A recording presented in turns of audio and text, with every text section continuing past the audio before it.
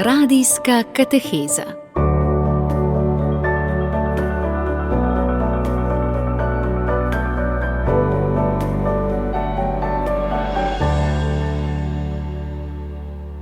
Dober večer, dragi bratje in sestre, še posebej bolni in ostareli in vsi ostali, ki ste nocoj z nami v radijski katehezi na Radio Ognjišče.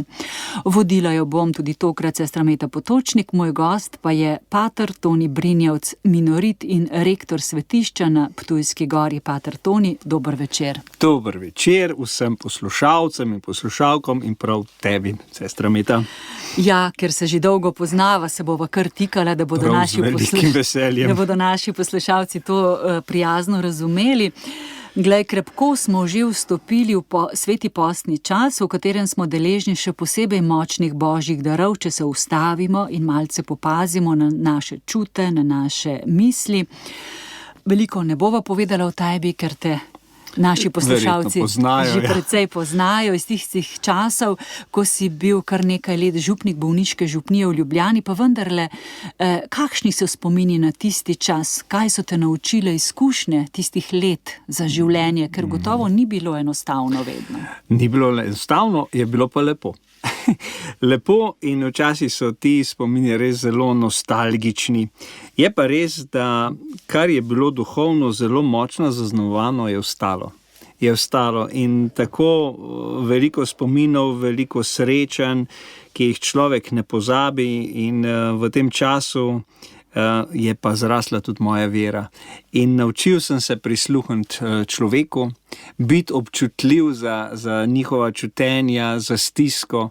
To me je naučilo delo bolniškega duhovnika. Tako da, ja, zelo rad se spominjam teh stvari, no, in seveda to pa zdaj se tudi pozna, ne. Mogoče se mi še zdaj to pozna, ker sploh pri obiskih bolnikov na domu ali pa pri pogrebih rečejo ljudje, to ste tako lepo, z občutkom ste naredil ta pogreb, ne.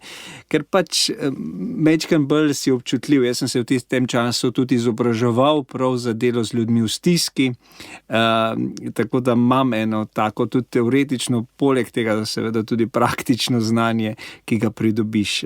Je pa to delo zelo lepo, ni vedno enostavno, je težko, ampak se mi zdi, da je to dar tudi, ne? Da je en dar tudi to, da imaš, jaz se pač že celo življenje ukvarjam z bolniki in z ljudmi, tako da imaš pa en tak občutek, ja. Ja, tudi izbral si tak poklic izobraževanja, ne?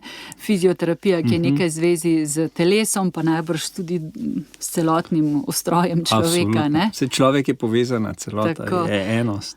Pater Toni, kako pa si danes kot rektor bazilike na Ptujski gori Marije s plaščem povezan s skrbjo za bolne in ostarele?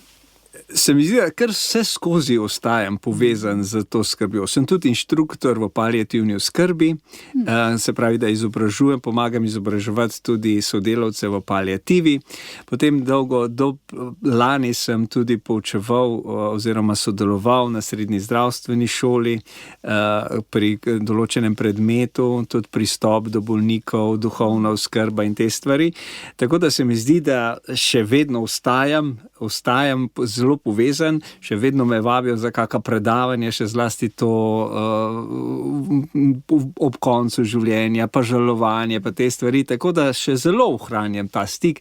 Seveda pa to zdaj pa tudi v župniji, sicer je naša župnija Ptujska gora dosti mala, ampak obiskujemo vsak prvi petek bolnike, pa dosti bolnikov tudi prihaja na Ptujsko goro.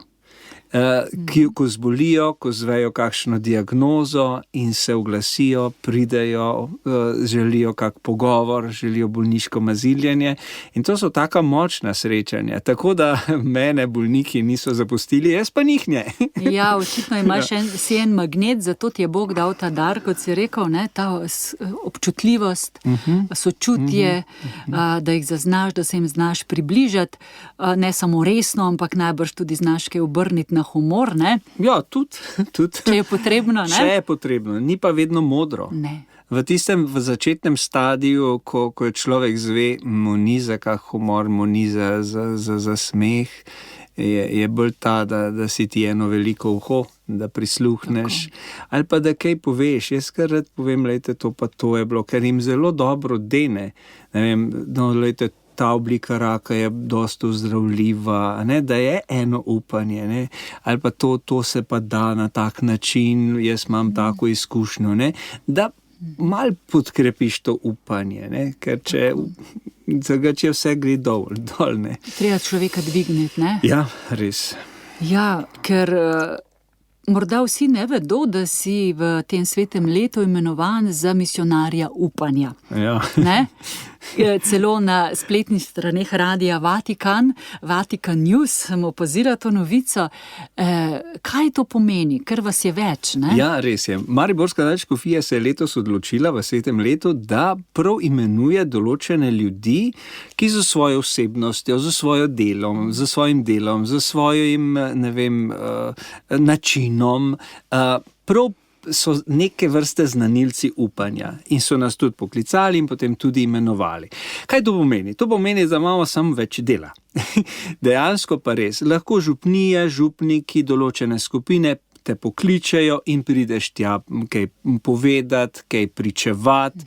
In zdaj vam povem, res imam kar veliko dela s tem, da me župnije vabijo, da določene skupine, ki jim prinašam ali pa odstiram upanje, ki je dejansko, lahko rečemo, ena od teh božje človeških kreposti, ena od 3 glavnih, kardinalnih kreposti, bi rekel Tomaš Akvinski, in je fajn, da malo spregovorimo o tem upanju. Ne? Naše upanje v novi zavezi dobi obličje in to je Jezus Kristus. In to, no, da sem nek znanilec upanja in da sem zdaj promotor tega upanja, ki se zlasti pojavlja ali pa je zlasti pomembno v tem svetem letu. Seveda, na en način je potem tudi to, da si danes gost v naši katehezi, tudi del tvojega poslanstva, misionarja upanja, je tako? Seveda, hvala lepa za povabilo. Tako, ker bova govorila o tem, ker osrednja tema nocnočne kateheze je sicer kako povedati bolnikom in svojcem težko ali slabo novico, kar se tiče zdravja, verjetno, ne, ali pa kakšnega težkega dogodka. In to ni enostavno, nekateri se temu izogibajo, predstavljam si tudi zdravnikom je težko povedati, bolniku, da zdaj pa je konec zdravljenja. Mogoče malo odstreva danes, kateri način je najboljši, da nekomu nekaj povemo, kakšne napake lahko naredimo, pa se jim lahko v bistvu izognemo, če se danes malce poučimo. Ja, super, hvala lepa za priložnost. A veste, da sem prav imel par predavanj tudi zdravstvenim delavcem na to temo.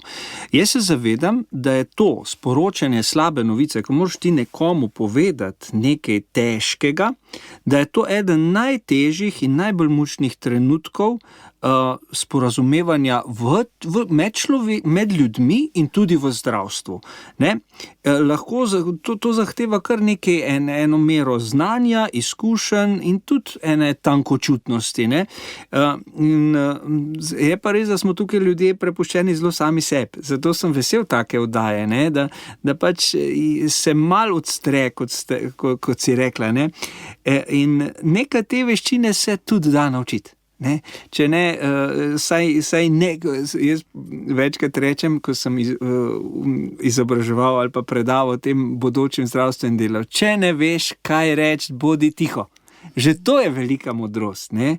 Da ne tam nekaj flancaš ali pa ne vem, kaj govoriš, ampak da dejansko takrat umolkneš, prime za roko, ne? Ker je to veliko boljš, ker neustrezna komunikacija lahko povzroči dodaten stres ali na obeh stranih. Na moje, ko sporočam, ne, spade v eno stisko, ker vidim, kako sem nekoga prezdel, na drugi strani pa tudi. Ne, pa tudi. In lahko povzroča nesporazume, psihološke motnje, negotovost, skratka, vse te stvari. Ne. Zdaj, če se dotaknemo, ne, kaj je pravzaprav slaba novica? Slaba novica je vsaka novica, ki nekako poseže v človekovo počutje, v človekovo prihodnost in je teža pa seveda odvisna od bolnikovih pričakovanj in tudi od samega zaznavanja. Ne. Kaj je recimo to? To je da poveš ti diagnozo, da sporočiš poslabšanje bolezni, da so tu kakšni zapleti, da je kakšna slaba prognoza, poškodbe, umiranje in v končni fazi tudi smrt svojca je recimo ena taka slaba novica. In drugi imajo pravico, mislim, ta človek ima pravico zvedeti to novico, je pa, se mi zdi pa dolžnost in da pa tudi mi to novico povemo na človeški, če rečem tako malo v narekovajih, človeški in dostojen način, da to novico lahko sprejmeš, ker itak je za njega težka in obremenjujoča, in zdaj pa, če še to poveš tako, je pa še pa veliko težje. Ker teže pa ne moremo odvzeti človeku, bolečine, žalosti, tega ne zmoremo. In ponavadi se te stvari povejo samo enkrat.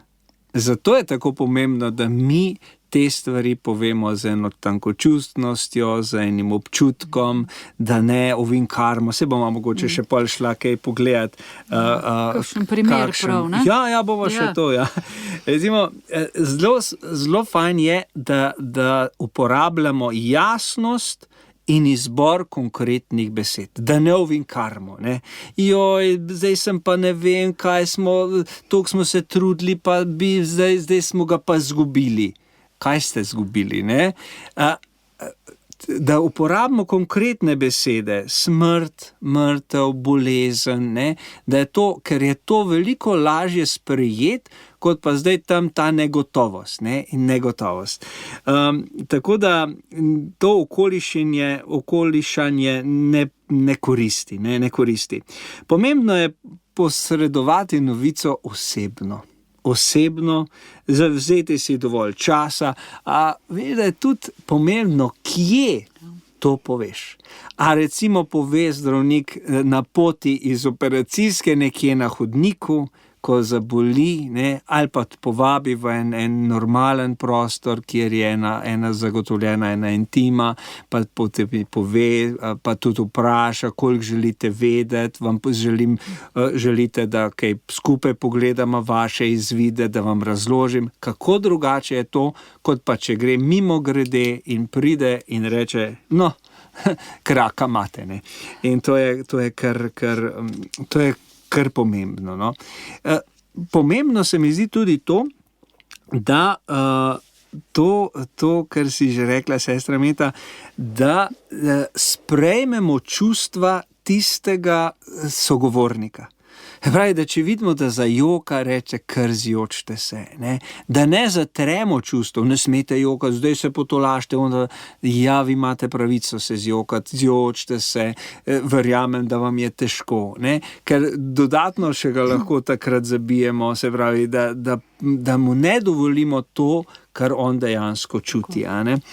Tako da to so ene take majhne stvari, ki so pa pomembne. Ne? Kako pa ti osebno, recimo, ko si moral kdaj kaj povedati, ne?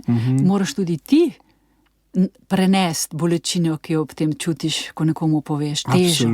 Absolutno. To se meni zdi zelo zahtevno, da mene ne stre. Ja.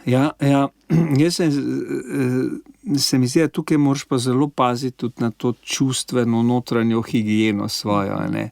Da meni je bilo najlažje, ko sem to naredil, da sem šel v kapelo in izročil, da daš to ven, predaš. Nismo sami.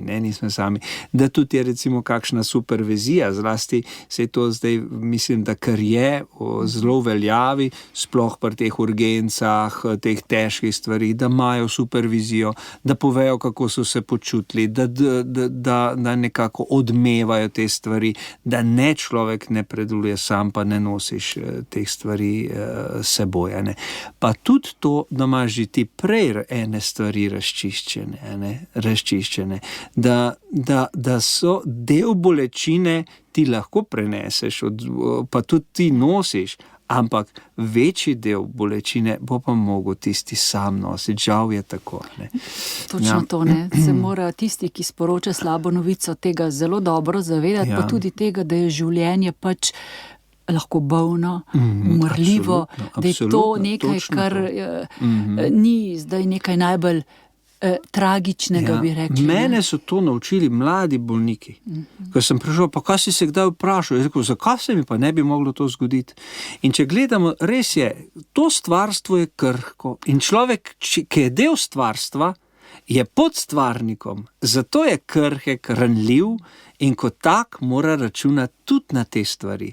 Tudi na kakšno bolezen, na končni fazi tudi smrt in ta krhkost človeka odpira za presežno. Točno tako. Odpira, tukaj iščemo mi Boga, tukaj iščemo neskončnost, tukaj iščemo tisto polnost. Ne? In naj bo Bog naša dopolnitev. Ne? Zdaj me pa še zanima, večkrat so bile različna mnenja o tem, recimo, da svojci vedo za diagnozo svoje ljubljene osebe, recimo, koliko povedati.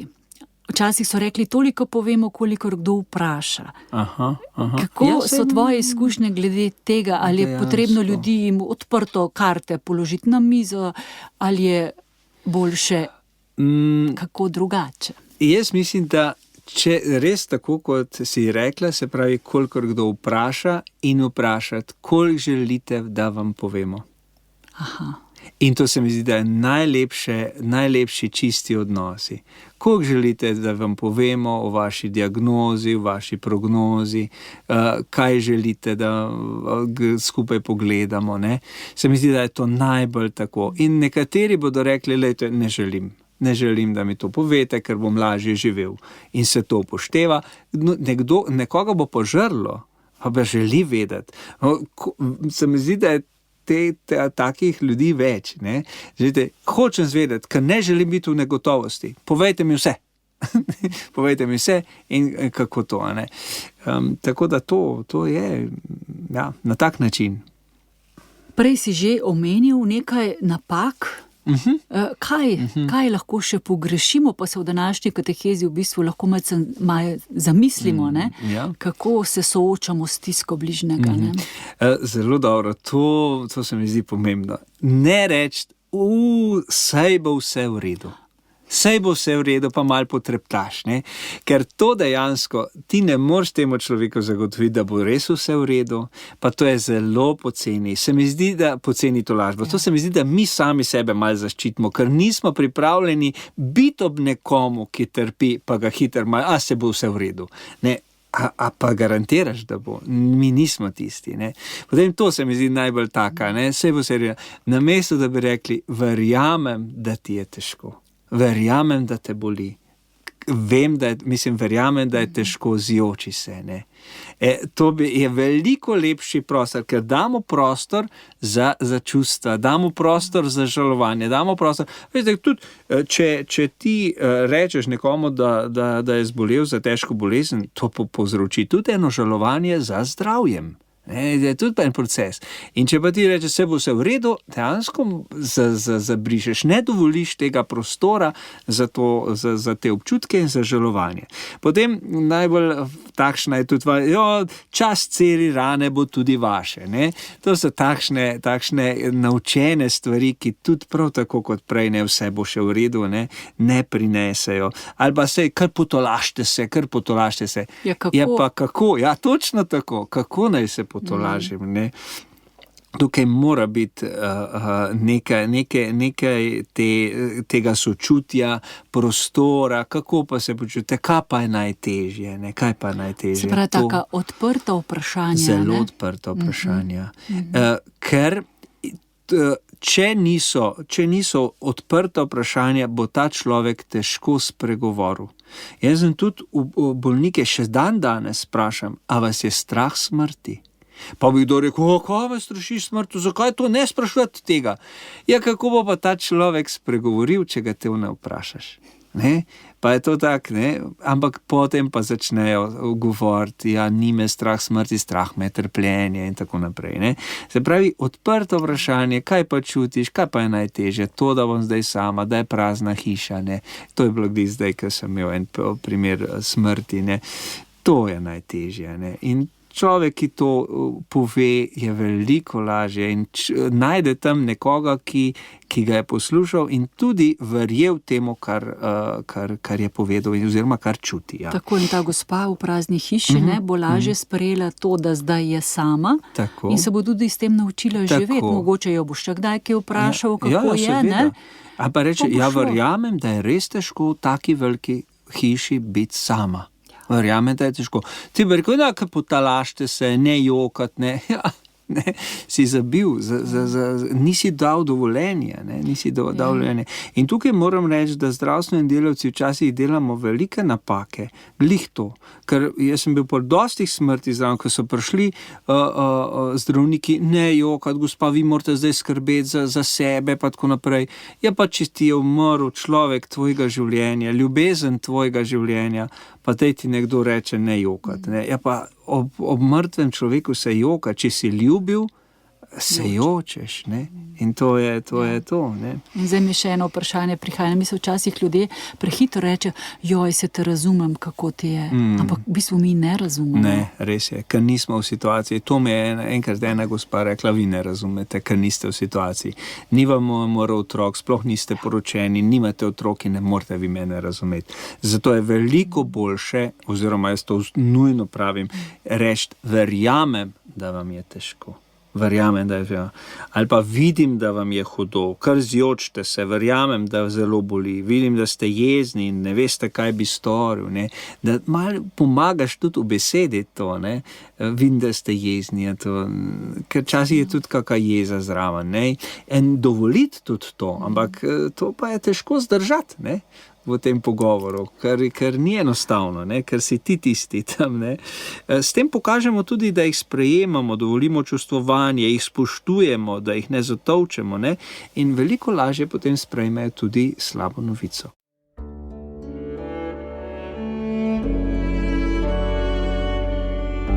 Poslušate podcast Radia Ognjišče.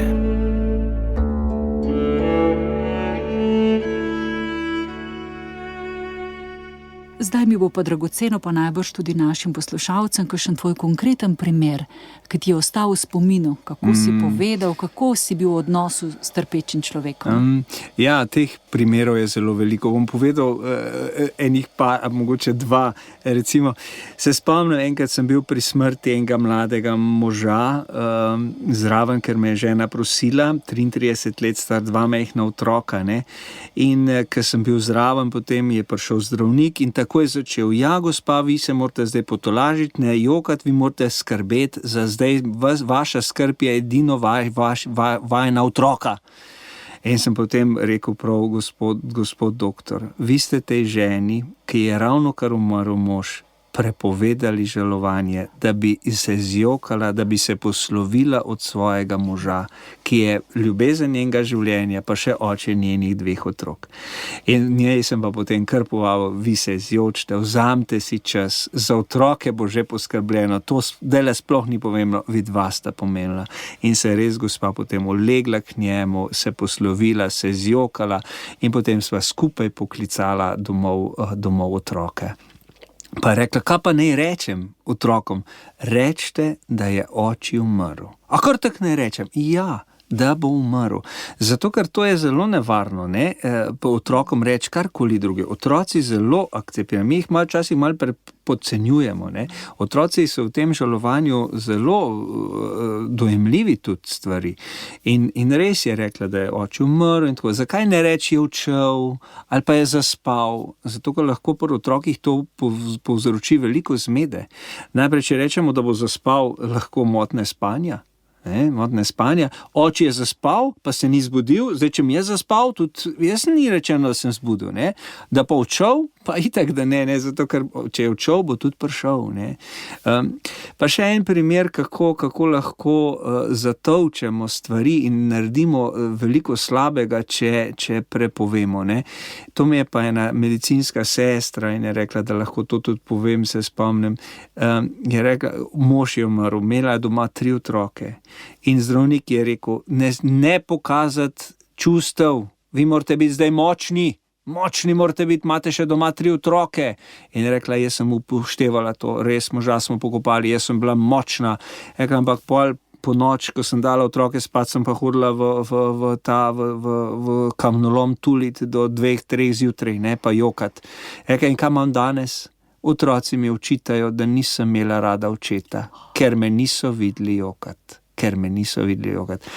Kako lahko ena taka nevešča komunikacija povzroči, mar biti močna, pa ne. Pred otroki, točno to. Če bodo videli otroci, da se všti zjokal, bodo videli, da si imel rad tega človeka, ne? Da si imela mami rada očeta, pa vse je normalno. Ne? Ampak, se pravi, tukaj smo zelo nevešči te komunikacije. Morate biti močni, morate biti ker mislimo, da bomo spodbudili, pa bodrili, pa upogumili človeka. Takrat rabi kaj druga. Pater Toni Brinjevc, danes si gost naše kateheze. Zdaj se bova obrnila v Božjo besedo, Sveto pismo, ki vsi tisti, ki ga beremo, vidimo, da je notri veliko o bolezni, o smrti, neverjetno veliko o trpljenju človeka. Ne? Tako da te povabim, da nam danes podeliš hrano Božje besede na to temo. Ja, izbral sem Janezov evangelij, pa kar prisluhnimo. Takole pravi. Bil je neki bolnik, Lazar iz Betanije, iz vasi Marije in njene sestre Marte. Marija je bila tista, ki je Gospoda mazilila z dišavnim oljem in mu obrisala noge s svojimi lasmi. Njen brat Lazar je bil bolan. Sestri sta tedaj poslali Jezusu sporočilo. Gospod, glej, tisti, ki ga imaš rad, je bolan. Ko Jezus to slišal, je rekel, ta bolezen ni za smrt, ampak v Božje veličastvo, da bo po njej poveličan Božji sin. Jezus pa je ljubil Marto, njeno sestro in Lazarja. Marta je tedaj rekla Jezusu, Gospod, ko bi bil ti tukaj in bi moj brat ne umrl, a tudi zdaj vem, da ti bo Bog dal, karkoli ga zaprosiš. Jezus je rekel, tvoj brat bo vstal. Zdaj bom pa malo preskočil. In pravi naprej, ko je Jezus videl, da joka in da jokajo tudi Judje, ki so prišli z njo, je bil v duhu pretresen in se je vznemiril. In dejal je, kam ste ga položili? Rekli so mu, Gospod, pridi in poglej. In Jezus se je zjokal. Zakaj sem izbral ta odlomek? Se mi zdi, da na tak način lep pove, na kak način lahko povemo slabo novico. In pa tudi to, da Jezus ni zatolkal ali pa ni prepovedal čutenj, da je tudi sam se zjokal. In to je tisto dovoljenje, če ga lahko tako uporabljamo, da tudi mi se zjočemo, da tudi mi žalujemo, da nam je tudi, če je težko. In takrat lahko Bog v tem joku in če si dovolimo žalovanje, lahko Bog tudi deluje svojo tolažbo. In tolikrat se mi je že zgodilo, da so prav svojci rekli, tako je, kot ste rekli, prišla je ena tolažba od ne vem kje, da smo lahko zdržali, da smo dobili moč in zdržali ta res težek pogreb. Tudi to, na kak način oni dve poveta Jezusu, ne? Gospod, glej, tisti, ki ga imaš rad, je bolan. Najprej tisti, ki ga imaš rad, da je v spredju ljubezen, da je tisti odnos v spredju, potem pa pove, je bolan. Ne? In potem to sporočijo naprej. Ne? Tako da nam lahko tale odlomek veliko lepega, tistega nežnega, tistega čutečega pove o tem, kako, na kak način sporočati novico, pa tudi, da si dovolimo tista čutenja, ki takrat so. Ja. Hvala, zato se mi zdi tako pomenljivo, da nas Božja beseda uči tudi takih zelo konkretnih stvari. Kako povedati težko novico. Ja, v Božji besedi res najdemo vse. To je čudovito. Ne? Ja. Tako, zdaj pa je čas tudi, ko smo slišali Božjo besedo, za molitev, za meditacijo. Pripravil si Oče naš, ki ga je sestavila Ena bolnica, ja, mogoče kar povem, to je gospa Mojca Zor-Vivot, mi je dala tudi dovoljenje, da to širim naprej, ker se mi zdi tako lepo. Ona je, ko smo imeli večkrat to sveto mašo za bolnike onkološke, je ona napisala, ona je tudi literat in je rada piše pesmi in se mi zdi, da nam bo marsikaj povedal tudi o teh stvarih. Prosim. Takole pravi.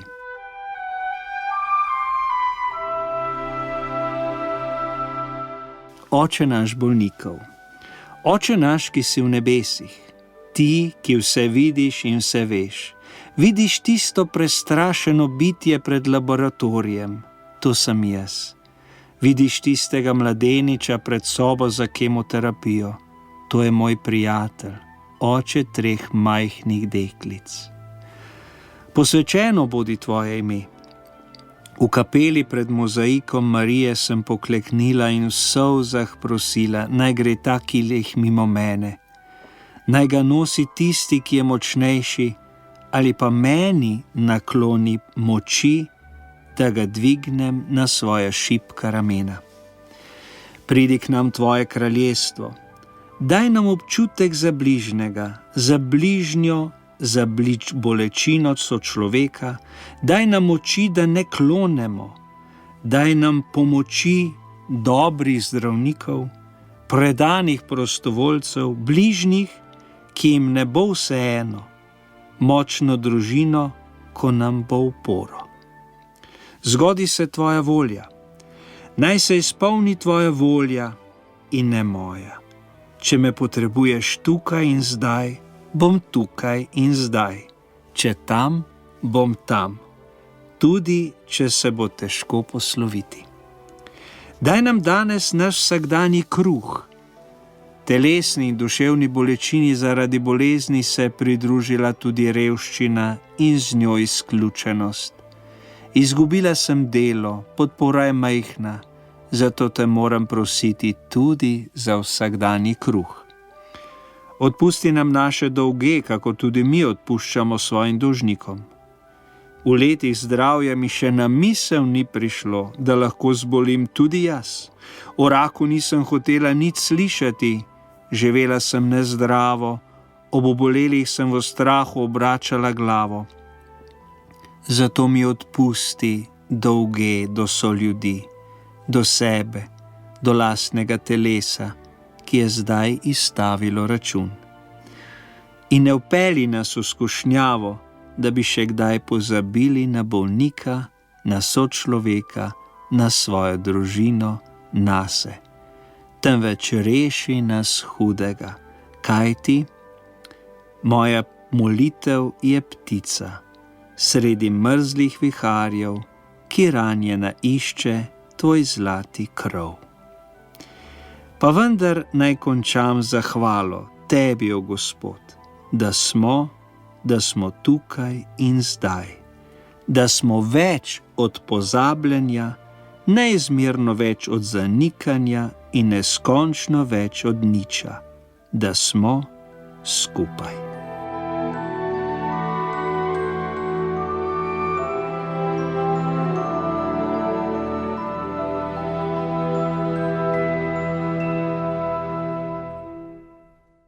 Res se zahvaljujem avtorici, da je dala dovoljenje, da lahko to preberemo. Čudovito besedilo, ki da misliti. Res. Najina kateheza gre nekako k koncu, imamo pa še eno vprašanje, ki je povsem naravno po tem, kar si zdaj podelil z nami, namreč jutri je že 3. postna nedelja in kako lahko postni čas duhovno koristno preživijo bolniki, ne? Večkrat se sprašujem, saj že imajo svoj križ, ki ga nosijo, ne morejo si še dajati posta, takšnih in drugih premagovanj, ker je že nositi bolezen ena velika križ, pokora, ne? Kaj je tisto, večkrat razmišljam, da dejansko v vsakem življenjskem stanju preživljamo post drugače. Ne more nekdo redovnik preživlja post, tako kot ena mama s 3 otroki in zahtevno službo. Je tako, bolnik tako kot en zdrav v polnem zaletu življenja. In ne smemo vseh nasvetov jemati zase, pač jaz moram to zdaj upoštevati. Kako lahko nekdo, ki je bolan, tukaj hodi za Kristusom?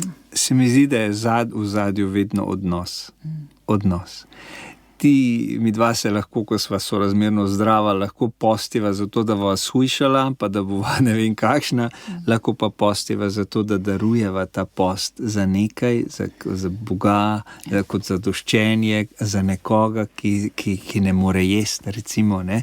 Ali pa, se pravi, se mi zdi, da bolniki lahko, da je postni čas tudi namenjen temu, da združujemo trpljenje s Kristusom. Saj že sam pravi, ne, če boste z mano trpeli, boste z mano tudi poveličeni, ne, kraljevali. Ampak kaj nas vabi postni čas? Da trpljenje spremenimo v dar. V dar za nekoga ali pa za nekaj. Torej, naj naše bolečine ne bolijo brez vzroka, naj naše solze ne tečejo v prazno, ampak spremeniš v dar. Pa rečeš, lej, to pa darujem za to pa darujem za. In bo veliko lažje trpeti, veliko lažje bo potem preiti določene stvari, ker bo zadaj in smisel. Koliko sem videl ljudi, ki so darovali svoje trpljenje, svoje bolečine za vnuke, za sinove, za hčere in tako naprej. Pravi, so spremenili trpljenje v dar.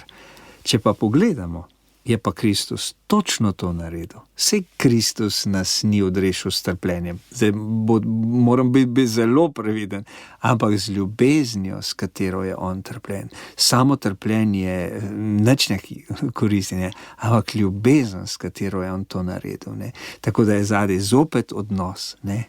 Tako, in to je v bistvu vesela novica postnega časa, da tudi bolniki, ki ne rabijo imeti nobene slabe vesti, da ne zmorejo vsega, kar so včasih v postnem času, ampak da vse to, kar zdaj živijo, spremenijo v dar Bogu. Tako. No. Sej ni problem zboleti, ne? Problem je pa, da ne znamo tega tudi usmisliti ali pa spremeniti v dar, ne? Brat Toni Brinjevc, lepo te prosim zdaj, da nam še podeliš svoj blagoslov. Z velikim veseljem. Gospod z vami. In s tvojim duhom. Gospod naj vas blagoslovi in vas varuje. Amen. Razjasni naj svoj obraz nad vami in vam bodi milostljiv. Amen. Obrne naj svoje obličje k vam in vam da svoj mir. Amen. Blagoslovi naj vas vsemogočni Bog Oče, Sin in Sveti Duh. Amen. Slavimo Gospoda. Bogu hvala. Naš gost pa je bil pater Toni Brinjevc, minorit na Ptujski gori deluje. Hvala ti, da si vzel čas. Z veseljem, pa še kdaj. Pa moli za nas. Bom. Pri Mariji, zavetnici s plaščem, ki sprejema, nas varuje, nas ogreje s plaščem, se bom spomnil na vse bolnike. Zahvaljujem pa se tudi tehniku Boštjanu Smoletu, ki je uredil oddajo z objavo. Vsem pa želim miren večer in blagoslovljeno postno pot z Bogom.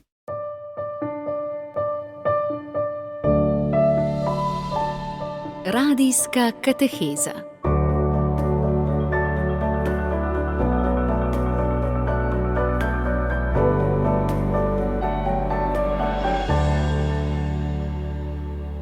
Hvala za poslušanje. Podprite brezplačen dostop do naših vsebin in postanite prijatelj Radia Ognjišče.